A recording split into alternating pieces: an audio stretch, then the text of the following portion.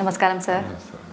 ప్రతి ఒక్క సమస్యకి హీమోగ్లోబిన్ పర్సంటేజ్ అనేది కరెక్ట్గా ఉండేలా చూసుకుంటే అన్నిటికీ పరిష్కారం దొరుకుతుంది అని చెప్తున్నారు. ఇప్పుడు మీరు కూడా అన్నారు సార్. అసలు నిజంగా అది పర్సంటేజ్ కరెక్ట్గా ఉండాలంటే మన జీవన విధానంలో ఎటువంటి ఫుడ్ హ్యాబిట్స్ చేంజ్ చేసుకుంటే సరిపోతుంది సార్? ఇప్పుడు మనకు గాలి, నీళ్లు, ఆహారం ఈ మూడు ఇంపార్టెంట్ కదా. గాలి ఏం చేయలేం, మీరు హైదరాబాద్లో బతుకుతారు కాబట్టి గాలి ఏం చేస్తాం, ఏం చేయలేం. నీళ్లు ఓకే, నది నీళ్ళు తాగాల, నదులన్నీ పొల్యూట్ చేసినాం. ఇండస్ట్రియల్ ఎఫ్లూయెంట్స్ మొదలుకొని ఈ హైదరాబాద్లో ఉండే డ్రైనేజ్ అంతా నదికే పోతాం ఎక్కడో దగ్గర. హుసేన్ సాగర్ చూస్తే తెలుస్తుంది. సో సూర్యుడు అనే న్యాచురల్ శక్తి ఏం చేసినాడు, వందల వేల ఆర్వోల్ని పెట్టి ఆ హుసేన్ సాగర్లోని ఇంప్యూరిటీస్ కూడా అక్కడే వదిలేసి స్టీములు పైకి తీసుకుపోయి మేఘ సందేశం విజయవాడలో పోయి కూర్చి, విజయవాడది హైదరాబాద్ నుంచి బెంగళూరులో పోయి అక్కడ మీ ఇంటి మీద మీ కులము మతము చూడకుండా మీ ఇంటి మీద పడుతుంది. ఎంత పడుతుంది? రాయలసీమలో ఒక చదరపు అడుగుకి 60 లీటర్లు, హైదరాబాదులో 100 లీటర్లు ఒక చదరపు అడుగుకి. 20 అడుగులకు 20 అడుగుల ఒక రూమ్ మీద మాకు 24,000 లీటర్లు వస్తాయి రాయలసీమలో. మీకు దాదాపు 40,000 లీటర్లు వస్తాయి. 40,000 లీటర్లు లెక్కేసుకోండి. 40,000 లీటర్లు అంటే ఎన్ని రోజులకు వస్తాయి? మీకు డ్రింకింగ్ అండ్ కుకింగ్కి 20 లీటర్స్ పర్ డే కావాలి. సో 40,000 బై 20 వేస్తే 2,000 రోజులకు వస్తాయి. 2,000 రోజులు అంటే ఎన్నేళ్ళు అయింది? 4 సంవత్సరాలు.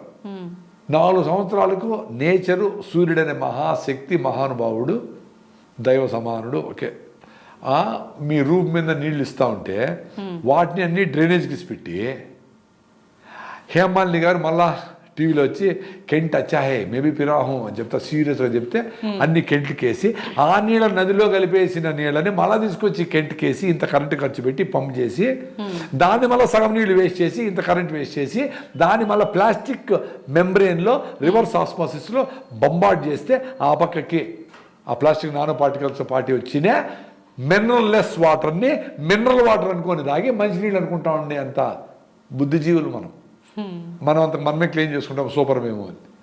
సో నీళ్లు పోయింది. సో ఆ నీళ్ళని రూఫ్ టాప్ వాటర్ పట్టుకొని ప్రకృతి వనం రెయిన్ వాటర్ హార్వెస్టింగ్ అని యూట్యూబ్లో కొడితే వస్తాయి. మీరు సున్నపురాళ్ళు, ఇసుక కర్రబొగ్గులో పాస్ చేస్తే మీరు ఒక సంపు కట్టుకొని 7,000 లీటర్లు పెట్టుకుంటే మీరు మంచినీళ్ళు తాగాలి ఫస్ట్. మూడోది చాలా ఇంపార్టెంట్ క్రూషియల్ పాయింట్, మనకు ఆహారము ఎక్కడి నుంచి వస్తుంది? భూమి నుంచి వస్తుంది. అంటే భూమి ఆరోగ్యంగా ఉంటే కదా మీరు ఆరోగ్యంగా ఉండేది.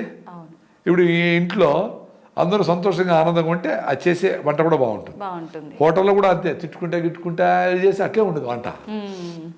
సో సాయిల్ హెల్త్ ఈ 50 ఏళ్ళుగా చాలా దెబ్బతినేసింది. సాయిల్ మనకి ఎట్లా హిమోగ్లోబిన్, సాయిల్కి ఆర్గానిక్ కార్బన్ అంటాం, అదంత ఇంపార్టెంట్. ఆర్గానిక్ కార్బన్ ఎంత ఉండాలా? మినిమం 1 ఉండాలా, 2 ఉంటే సూపర్. నేను ఆఫ్రికాలో యుగాండాకు పోయి వ్యవసాయం మొదలుపెట్టినా. అక్కడ టెస్ట్ రిపోర్ట్ చూస్తే నాకు కళ్ళు తిరిగినాయి. 3.2. మనకు మదనపల్లిలో మా ఫామ్లో కూడా 0.4, కృషి విజ్ఞాన కేంద్రంలో 0.3, అంటే లెస్ దెన్ 0.5 ఉంది ఇక్కడ. సో దాంట్లో నుంచి న్యూట్రిషన్ లేని, హెల్తీగా లేని సాయిల్లో నుంచి వచ్చిన కూరగాయలు, ఆహారము, ధాన్యము, వాడేవర్ పప్పులు గిప్పులన్నీ ఎట్లుంటాయి? హెల్త్ లేవు. అంటే అందుకే ఇంత క్వాంటిటీ తినా కానీ న్యూట్రిషన్ లేదు. ఇంత ముద్ద ఒక జొన్న రొట్టె అంత కూరగాయలు తినేసి ఆరోగ్యంగా ఉంటుంది. So unless you improve the soil condition, you improve మీ రైతుల జీవన విధానాన్ని మెరుగుపరచకుండా, రైతులని సపోర్ట్ చేయకుండా, భూమిని ఆరోగ్యవంతంగా ఉంచకుండా మీరు ఆరోగ్యం రాదు. ఫినిష్డ్. ఇక మీ ఫుడ్ అంతా దాని నుంచి రావాలి కదా. అది పోయింది, మీకు హిమోగ్లోబిన్ ఎట్లా వస్తుంది? సో ఇప్పుడన్నా ఆర్గానిక్గా ఫార్మింగ్ చేసే రైతులతో ఫ్రెండ్షిప్ పెట్టుకొని వాళ్ళ దగ్గర ఆహారం కొనుక్కొని టాప్ ప్రియారిటీ హిమోగ్లోబిన్కి సజ్జలు. మీరు దోశలు తింటారో, సద్దపిండి కలుపుకొని ఇడ్లీలు చేసుకుంటారో, రొట్టెలు చేసుకుంటారో, సద్ద సంగడి చేసుకుంటారో, సద్దపిండితో జావ చేసుకుంటారో. సద్దలు, బెల్లం ఐరన్ రిచ్. సజ్జలు కూడా ఐరన్ ఉంటుంది, బెల్లం కూడా ఐరన్ ఉంటుంది. ఫుల్గా సజ్జజావ పొద్దున్నే 4 గ్లాసులు, సాయంత్రం 4 గ్లాసులు అయినారు అనుకో, దాని పొద్దున్నే ఇంకా మీరు తినే టైంలో మీరు తినే ఫుడ్లో అరికల అన్నం పొద్దున్నే తిని ఇంత కరివేపాకు పొడి, కారపొడి, కరివేపాకు కారం అది బాగా వేసుకొని బాగా నెయ్యి వేసుకొని దేశీ ఆవు నెయ్యి వేసుకొని ఫుల్గా తినాలి. ఇంత కరివేపాకు, మునగాకు సూపర్ ఫుడ్. మునగాకు బాగా ఉడకబెట్టుకొని దాంట్లో మంచి టేస్టీగా తిరగమాత పెట్టుకొని ఇంత మునగాకు, అంటే ఇంత మునగాకు రావాలంటే ఇంత మునగాకు వారిస్తే అంత అవుతుంది. దీంట్లో మీరు పెరుగు వేసుకొని నిమ్మకాయ దెబ్బ పెట్టుకొని పెరుగన్నంలాగా మునగాకు తినాలి. వారంలో 2 రోజులు, ఓకే, రోజు కాకపోయినా. మళ్ళీ అవిసె అంటాం. అవిసె అంటే మీరు ఇక్కడ తెలంగాణలో అవిసె అనేది ఫ్లాక్స్ సీడ్, అది కాదు. మాకు రాయలసీమలో అవిసె అంటే పెద్ద మానులాగా పోతాయి, అది తెల్ల పూలు వస్తాయి, అది సూపర్ ఫుడ్ అది. సో అవిశాఖలో హైయెస్ట్ ఐరన్ ఉంటుంది. సో వాటిని తమలపాకులు అల్లిస్తారు యాక్చువల్గా. సో అవి ఆవులకైనా మేకలకైనా మనుషులైనా సూపర్ ఫుడ్. ఆ తాలింపు చేసుకుంటారు. పర్టికులర్లీ బ్రాహ్మిన్స్ ఆ అవిసె పూలతో ఏదో వస్తువులు చేసుకుంటారు, అది వాళ్ళకి తెలుసు సూపర్ ఫుడ్ అనేది. సో అవిశాకు, మునగాకు, సజ్జలు, రాగులు, బెల్లము, కరివేపాకు, ఇవి ఫుడ్లు. ఇవి తిని ఇంత ముందర మనం చెప్పుకున్నట్టు నువ్వు లడ్డు, పల్లి లడ్డు, కొబ్బరి లడ్డు, సీజనల్ ఫ్రూట్స్, ఇవి తింటే 1 monthలో మీకు ఈ డైట్తో 2% హిమోగ్లోబిన్ పెరుగుతుంది. చాలామంది పెరిగింది. సో మీరు పొద్దున్నే రాగి జావ తాగండి, సాయంత్రం సద్ద జావ తాగండి, ఓ 2 రోజులు కరివేపాకు తినండి, 2 రోజులు మునగాకు తినండి, బోర్ కొట్టకుండా మార్చి తినండి. సో హిమోగ్లోబిన్ ఇంప్రూవ్ అయితేనే ఓవరాల్ సిస్టమ్ ఇంప్రూవ్ అవుతుంది. మీ హెల్త్కి అంతా ఫస్ట్ టాప్ ప్రియారిటీ హిమోగ్లోబిన్. దాన్ని కాపాడుకోవాలా. దాన్ని కాపాడుకునే వరకు మీరు పెళ్ళిళ్ళు కూడా పోస్ట్పోన్ చేసుకోండి. ఎందుకంటే హిమోగ్లోబిన్ నీకు లేకుండా పెళ్లి చేసుకొని మీరు గర్భం వస్తే వాళ్ళకి పిల్లకు కూడా హిమోగ్లోబిన్ రావాలి, ఇంకా అవసరం. సో ఇంకా వీక్ అయిపోతుంది. పెళ్ళిళ్ళకి జాతకాలు, కులము, మతము, డబ్బులు, ఎంత ఆస్తులు కాదు చూడాల్సిందే. ఫస్ట్ హిమోగ్లోబిన్ కరెక్ట్గా సర్టిఫికేట్ అవి తీసుకోండి. అది కూడా దొంగ సర్టిఫికేట్లు చేస్తారేమో, ఎందుకంటే సాఫ్ట్వేర్ చాలా మంది దొంగ సర్టిఫికేట్లు కూడా ఉన్నారు కదా, అందుకని ఊరికే తమాషకండి. సో మీరు హిమోగ్లోబిన్ టెస్ట్ చేసుకొని 6 నెలలు వెయిట్ చేసైనా అందంగా తయారయ్యేదానికి బ్యూటీ పార్లర్లు పోయేది కాదు, దానికి ఏదో ఇంట్లో ఉంటే ట్యానింగ్ అయ్యేది కాదు. మీ హిమోగ్లోబిన్ ఇంప్రూవ్ చేసుకొని మళ్ళీ మ్యారేజ్ చేసుకోండి, మళ్ళీ నీట్గా ప్లాన్ చేసుకొని ఇంకా హెల్తీగా బాగా సూర్య నమస్కారాలు, యోగా గీగా అన్నీ చేసి బాగా వాకింగ్ చేసి రన్నింగ్ చేసి మళ్ళీ పిల్లలకి ప్లాన్ చేస్తే మీరు ఆరోగ్యంగా ఉంటారు, పిల్లలు ఆరోగ్యంగా ఉంటారు.